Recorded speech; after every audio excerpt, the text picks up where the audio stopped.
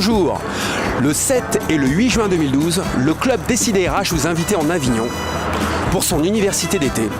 31 intervenants, 31 invités mystères à découvrir maintenant.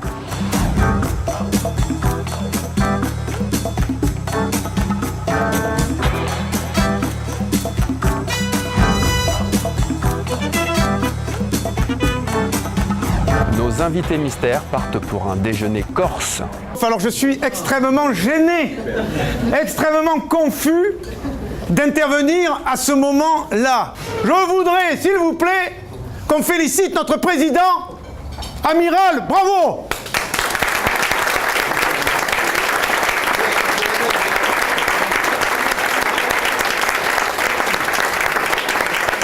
Car pour ceux qui ne le savent pas, mais alors ceux qui ne connaissent pas l'information, ils vont finir dans le Rhône.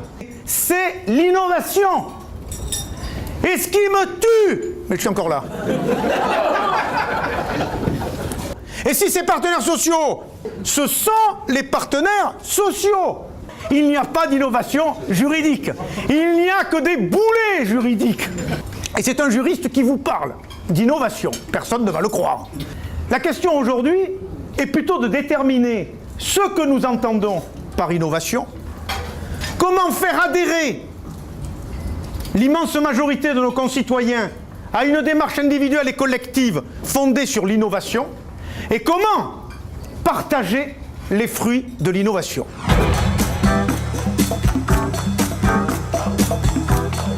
État de l'art.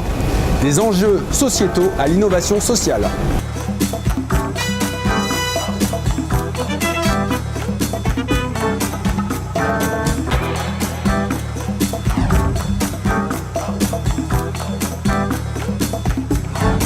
Pouvez-vous résumer votre intervention? Confiance dans les acteurs de la RH d'aujourd'hui, confiance dans la jeunesse de France qui seront les acteurs du monde économique de demain. Oui, 2 programmes innovants au service de l'innovation sociale et sociétale. Moi je suis d'accord avec Antonella. C'est parfait. Montrer par l'exemple, en illustrant, que favoriser la diversité dans l'entreprise, c'était favoriser la performance de l'entreprise. Innovation, il n'y avait pas d'autre mot que innovation.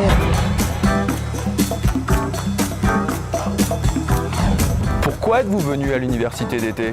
Comme d'habitude, je suis venu d'abord pour la convivialité, pour l'échange. Voilà, c'est un peu comme le festival, on a des acteurs, des intervenants, des pièces, des ateliers. Moi, quand Christophe m'invite, je viens toujours.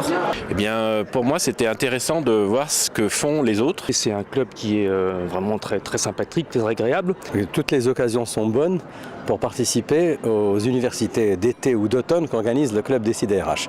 Par curiosité, parce que je ne suis pas adhérent aujourd'hui, mais je vais le devenir parce que j'ai effectivement trouvé une très bonne ambiance. J'ai trouvé le thème en fait sur l'innovation sociale vraiment très intéressant. Enfin un club de DRH où on travaille mais où on s'amuse aussi beaucoup. L'atmosphère a l'air assez détendue.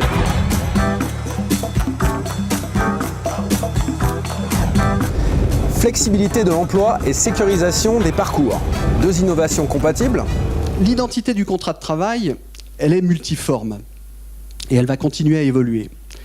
Mais plus que l'identité, c'est également son contenu qui est questionné. Si jamais je perds mon travail, qu'est-ce qui m'arrive? Comment je vais être couvert? Quelles sont les aides que je vais pouvoir avoir si je change de région, si je change d'entreprise? C'est pas facile d'aller voir le DRH. C'est pas facile de demander à son collègue. Là, on peut trouver. Pour conclure cette première journée, l'amiral prend la barre pour une croisière pas comme les autres.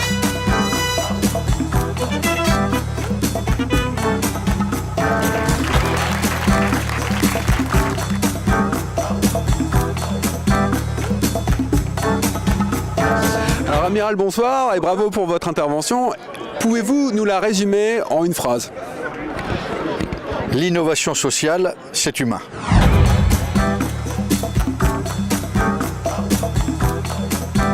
Première partie de la deuxième journée, les innovations sociales permettent-elles de concilier performance économique et sociale?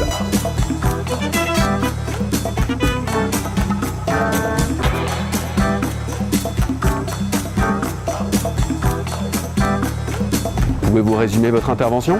L'objectif ce matin, c'était de sensibiliser les DRH sur le risque de dépendance et notamment sur la vulnérabilité de leurs salariés en situation d'aidant. L'importance de l'engagement social et sociétal dans les sociétés et notamment dans les sociétés dont les salariés sont jeunes et ont une moyenne d'âge inférieure à 30 ans.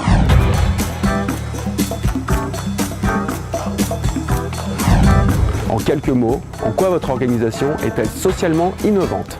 Par exemple, essayer de sensibiliser les salariés sur leur santé au moyen du e-learning. On a par exemple un grand programme de prévention des risques psychosociaux. Notre organisation est en grand changement permanent, innovante. Je viens justement chercher des idées ici aujourd'hui.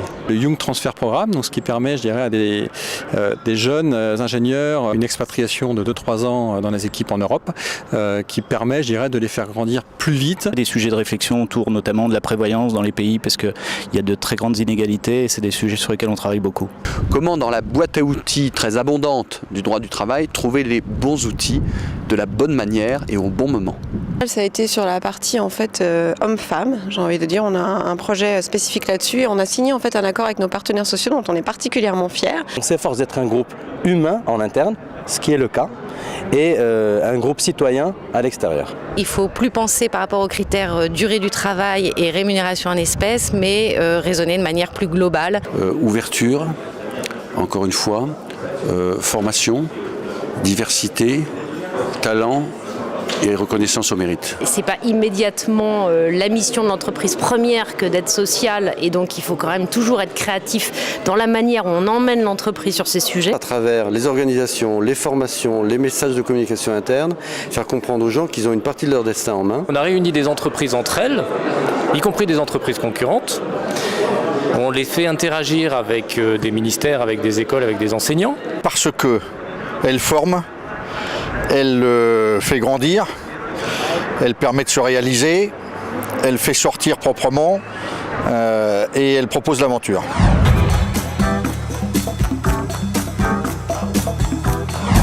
Deuxième partie de la deuxième journée, le management des idées, avoir le courage d'innover.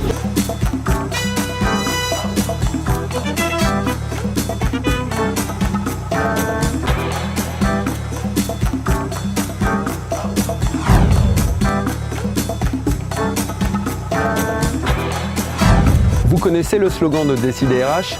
Les RH, c'est un sujet beaucoup trop sérieux pour être confié à des gens tristes. Qu'en pensez-vous? Alors il est surprenant, du coup accrocheur, et puis finalement en y réfléchissant c'est plutôt vrai. Il faut être plein de joie de vivre dans la vie et puis c'est pour ça que j'aime bien être avec Antonella. D'ailleurs pour garder le moral, garder le cap, il faut aussi avoir des moments comme ça de détente sérieux mais optimiste où on peut être soi-même. On sait être à la fois professionnel mais bien s'amuser et je pense que c'est la seule façon de bien travailler, c'est aussi d'y trouver du plaisir. Voilà, il faut sortir de la dimension technique pour se rendre compte que les RH c'est vous, c'est moi, c'est tout le monde. Pour moi ça me parle mais à 100%. Je l'avais lu, le slogan, j'ai pu découvrir qu'au cours de ces 2 jours, effectivement c'était quelque chose qui vivait bien déjà dans le club.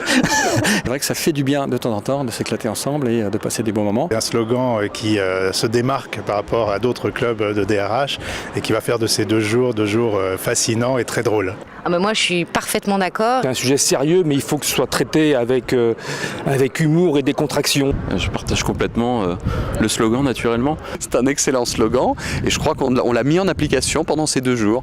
Je crois qu'il faut avoir un peu de recul et être capable de maîtriser un peu les grandes problématiques de temps en temps en ayant un sourire ou en s'amusant. Alphonse Allais a dit les gens qui ne rient pas ne sont pas des gens sérieux. Parce que les enjeux sont énormes, il faut que nous soyons capables de prendre du recul par rapport à ces enjeux-là. Et pour le faire, il faut le faire dans la décontraction. Des gens uniquement tristonnés ne peuvent pas s'occuper avec succès du genre humain. 100% d'accord. Est-ce que j'ai l'air triste? Absolument pas.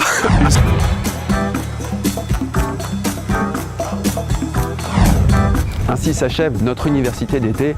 Olivia Moore, tout de suite pour le mot de la fin. Mes frères, un salarié, c'est comme Jésus. Il faut partager le profit avec lui. Waouh! Mais comme c'est bon, ça, René! Ça marche avec les filles, non? Non, là, c'est dégueulasse de rire parce que je suis désolée, mais il y a quand même des gens qui viennent au boulot avec leur mère dans la salle. Parce que c'est marrant, vous les DRH, vous avez toujours sur le visage une espèce d'expression un peu étonnante, un air un petit peu gêné, quoi, comme si vous étiez... Comme si vous aviez des hémorroïdes, en fait. Hein. La dépendance, c'est très bien, c'est fait de tout petit rien. Ça se pense, ça se repense, ça se finance, ça se dépense comme un gros problème populaire. Laisse-moi t'aider.